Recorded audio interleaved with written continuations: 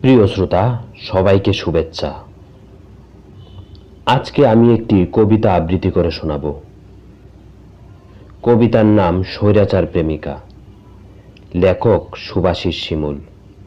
এটি কবির নীরবে থেকে যায় কেউ কাব্যগ্রন্থ থেকে নেয়া। স্বৈরাচার প্রেমিকা। আমার দেয়া গোলাপ নেবে না বলে রাজ্যের সমস্ত গোলাপ বাগানে নোটিশ জারি হলো।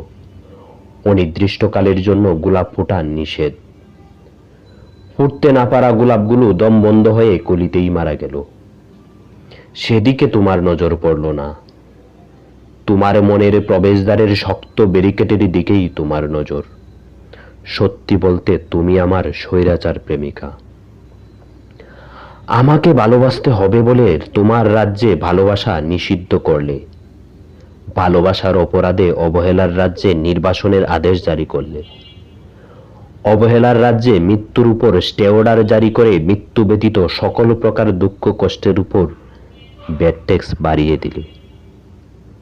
তোমাকে না পাওয়ার বেকুলতা, শেষবারের মতো দেখতে চাওয়ার আকুলতা, ভরা বর্ষণে একলা থাকার বিষণ্ণতা, অতিরিক্ত রক্তকরণের কারণে চোখের জলে ব্যালেন্সিন কান্না, ভালোবাসা পাওয়ার জন্য একটা জীবনের আমৃত্যু সাধনা, শুনানিতে সব পড়ে তোমার আদালতে শোনানো হলো।